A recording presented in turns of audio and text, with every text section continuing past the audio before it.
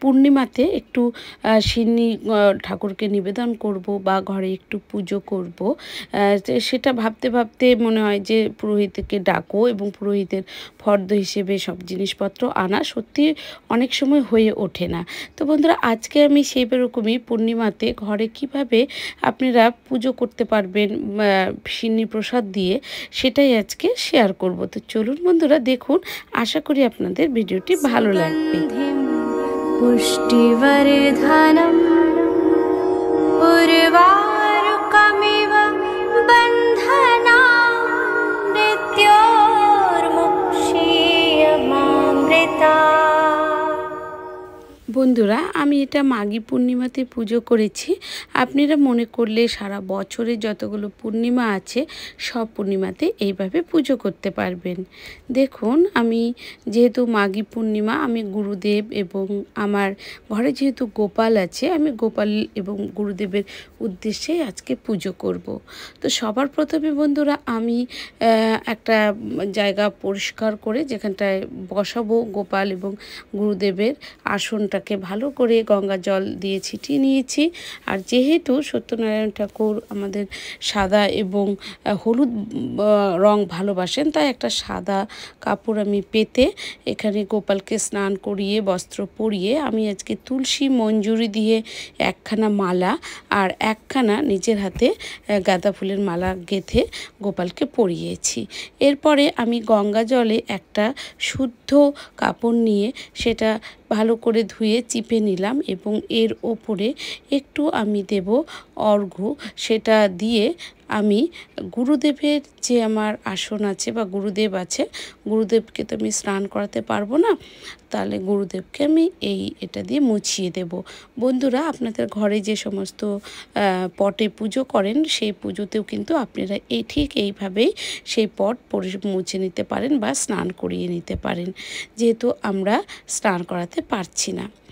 তো বন্ধুরা, দেখুন, আমি আজকে এখানটায় ব্যবস্থা করেছি। আজকে পূর্ণিমাতে আমি একটু পুজো করব একদম পুরোহিত ছাড়া, ঘরে নিজেই ঘরোয়াভাবে। থাকবে কিছু মন্ত্র। আর এইখানটায় আমি একটি রজনীগন্ধার মালা গুরুদেবকে পরিয়ে দিলাম।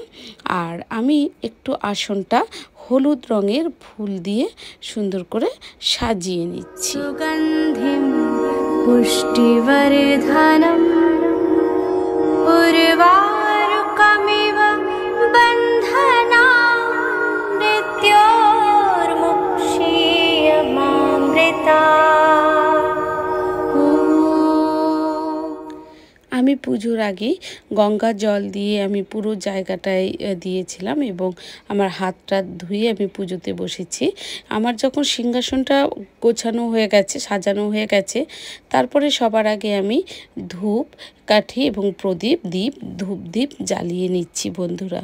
তবে ধূপ দ্বীপ জ্বালানোর পরেই আমি শুরু করব পুজো।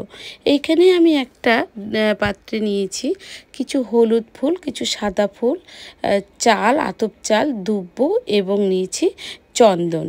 তো বন্ধুরা, এবার আমি ধূপ আর দীপকে নিবেদন করব। পুজোর জন্য আমি একটু ফুল দিচ্ছি এবং নিবেদন করে বলবো যাতে আমার এই আজকে সত্যনারায়ণের যে আমি পুজো করছি মাঘী পূর্ণিমাতে, এবং সেই পুজোতে যেন অবশ্যই আমার পুজো গ্রহণ করেন এবং দীপ ধূপ যেন প্রজ্বলিত থাকে, এবং আমি যদি কোনো ভুল করে থাকি যেন আমাকে ক্ষমা করেন। তো বন্ধুরা, আমি তারপরে চন্দন গোপালকে পরিয়ে দিলাম এবং দিলাম আমি গুরুদেবকে পরিয়ে। বন্ধুরা, আমি কোনো পুজো যখন আমি ঘরে করি সম্পূর্ণরূপেই পুজোটা আমি আমার মতে করি, আমি কারো মতে এই পুজো কিন্তু করি না। তারপরে আমি দুব্ব, চাল, ফুল এবং সম্পূর্ণটাতেই তোমার চন্দন দিয়ে মন্ত্র উচ্চারণ করে আমি গুরুদেব এবং গোপালের চরণে ফুল নিবেদন করব। ওম নমো নারায়ণাং ইদং সচন্দন পুষ্পং নারায়ণ নমো। ওম নমো নারায়ণ ইদং সচন্দন তুলসী পত্রং।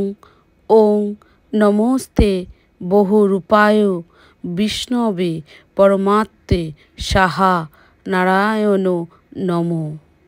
ওং নমো নারায়ণ এসো ধূপ নারায়ণ নমো।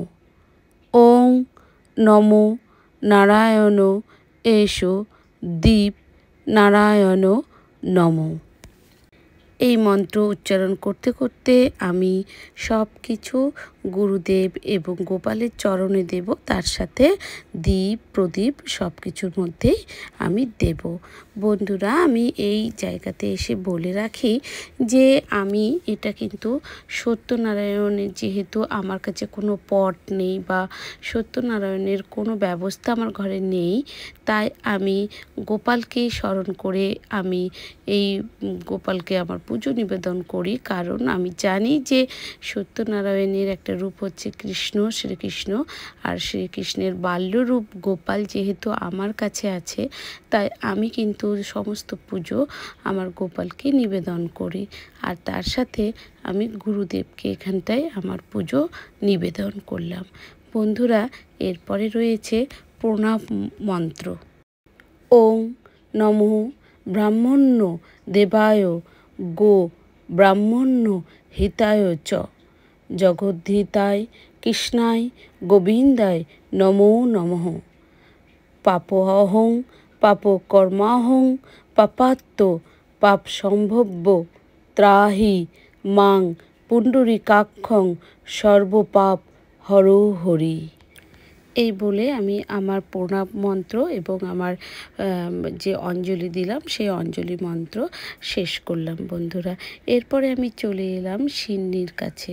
দেখুন বন্ধুরা, আমি যেহেতু ঘরে ঘরোয়াভাবে এবং ভীষণ অল্প করে সব কিছুর আয়োজন করেছি, তাই এখানে আমি আমার হাতের 5 মুঠো, মানে যেটা বলা হয় যে 5 বার আমি নেব আটা, এবং এইটাই হচ্ছে সব থেকে কম হিসেব।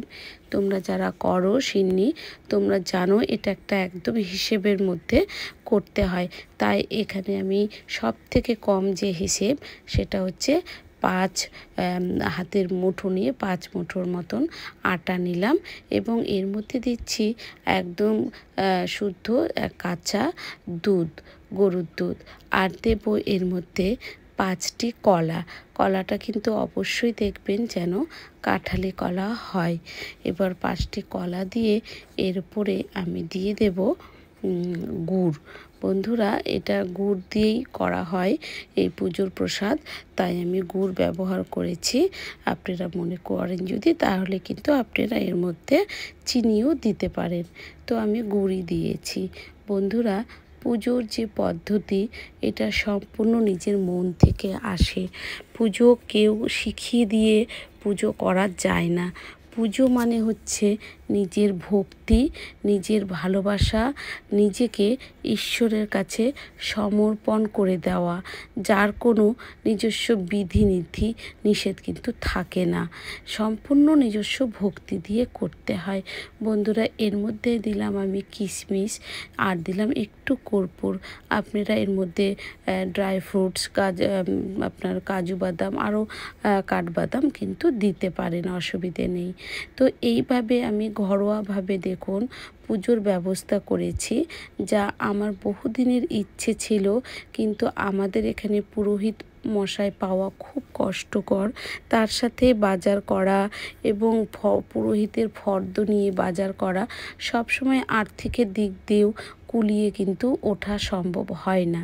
বন্ধুরা, এখানে আমি কিছু ফল কেটেছি আর একটু মিষ্টি হিসেবে লাড্ডু নিয়েছি, এবং সব কিছুর মধ্যে কিন্তু আমি তুলসী পাতা দিয়ে দিচ্ছি। বন্ধুরা, অনেক হয়তো বলবেন যে সত্যনারায়ণ পুজোর মধ্যে সত্যনারায়ণের কোনো মূর্তি বা কোনো পট আমার কাছে নেই, কিন্তু আমি প্রথমেই বললাম বন্ধুরা, হ্যাঁ নেই আমার কাছে, কারণ আমি জানি যেটা, যে নারায়ণ দেবের রূপ হচ্ছেন শ্রীকৃষ্ণ, আর শ্রীকৃষ্ণের বাল্যরূপ যেহেতু আমার কাছে স্বয়ং আছেন, তাই আমি আর অন্য কোনো কিছুর ব্যবস্থা করি না। বন্ধুরা, আজকে আমি তুলসী মঞ্জুরি দিয়ে নিজের হাতে মালা পরিয়ে গোপালকে দিতে পেরেছি, মনটা যেন একদম শান্তি হয়ে গেছে। এরপরে আমি প্রতিদিনের ন্যায় যে গোপালকে ভোগ নিবেদন করি, সেই নিবেদন আমি করছি গোপাল এবং গুরুদেবকে। সুগন্ধিম পুষ্টিবর্ধনম উর্বারুকমিব বন্ধনাম মৃত্যোর্মুক্ষীয়মামৃতাৎ। ॐ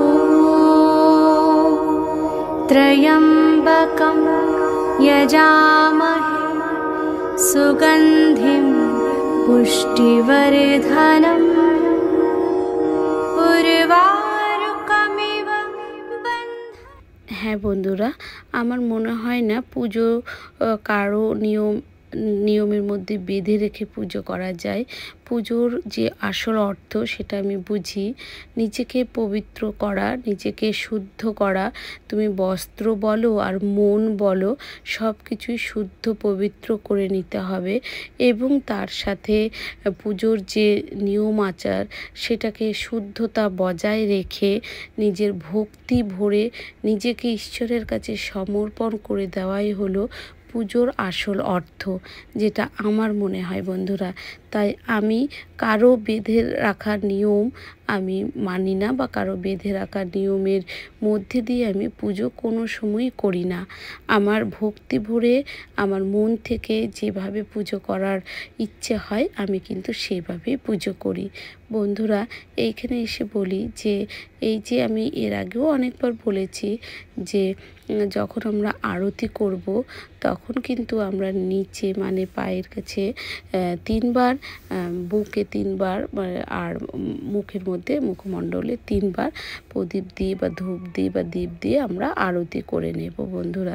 তো আমি গোপালকে এবং এখানটায় গুরুদেবকে আমি ভক্তি ভরে আরতি করে নিচ্ছি।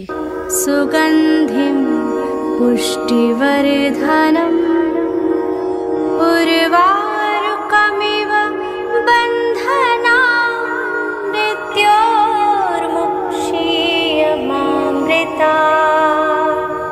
ॐ त्रयम् বন্ধুরা, এখানে এসে বলি, আপনারা যদি মনে করেন ঘট স্থাপন করব, তাহলে কিন্তু আপনারা ঘট স্থাপন করতে পারেন। আমি কিন্তু আজকে কোনোভাবে কোনো ঘট স্থাপন ছাড়াই শুধুমাত্র একটু সিন্নি প্রসাদ দিয়ে আর কিছু ফল প্রসাদ দিয়ে আমি ভক্তি ভরে আমি আজকে গুরুদেব এবং গোপালের একটুখানি পুজোর ব্যবস্থা করেছি বা আমি নিবেদন করেছি বন্ধুরা। হ্যাঁ, একদমই আমি সত্যনারায়ণ মানে ঠাকুরকে মনে করে এবং ওনাকে শ্রদ্ধা দিয়ে ওনাকে ভক্তি ভরে আজকে আমার এইটুকু নিবেদন এই মাঘী পূর্ণিমাতে করেছি। আশা করি সামনের পূর্ণিমাগুলোতেও আমি এভাবেই একটু ব্যবস্থা করতে পারবো, যা করে আমার মনে শান্তি আসে, যা করে আমার মন একদম চিরশান্তি পায়। তো বন্ধুরা, আপনারাও করুন। এত পুরোহিত, এত ফর্দর ব্যবস্থা অনেক সময় সত্যি করা হয়ে ওঠে না, তাই নিজের থেকে ঘরে এই রকম ব্যবস্থা করে ঈশ্বরকে নিবেদন করতে পারেন। আপনার অর্ঘ্য অবশ্যই ঈশ্বর নেবেন যদি আপনার পুজোতে ভক্তি শ্রদ্ধা থাকে বন্ধুরা। আর যেটা ঘটের কথা বললাম, আপনারা ইচ্ছে করলে কিন্তু এখানে ঘট আমরা যেভাবে প্রতিস্থাপন করে পুজো করি সেইভাবে আপনারা এখানটায় ঘট প্রতিস্থাপন করে পুজো করতে পারেন। আর আছে বন্ধুরা গুরুদেবের একটা প্রণাম মন্ত্র, যদি আপনারা চান তাহলে আমাকে অবশ্যই কমেন্টস করবেন। বন্ধুরা, যদি এই পুজোর মধ্যে কোনো ভুল ত্রুটি থাকে তাহলে অবশ্যই আমাকে ক্ষমা করবেন আর কমেন্টস করবেন। আমি কোথায় ভুল করেছি তাহলে আমি অবশ্যই সেটা শুধরে নেওয়ার চেষ্টা করব। তো বন্ধুরা, ভিডিওটি ভালো লাগলে অবশ্যই লাইক, কমেন্টস আর শেয়ার করে দেবেন, আর সাবস্ক্রাইব করতে ভুলবেন না এবং বেল আইকনটি ক্লিক করতে কিন্তু ভুলবেন না। তো আজকের মতো নমস্কার সবাইকে, এবং সবার শুভ হোক, সবাই সুস্থভাবে জীবনযাপন করুক এবং সবাই সুখে শান্তিতে থাক। তো নমস্কার বন্ধুরা।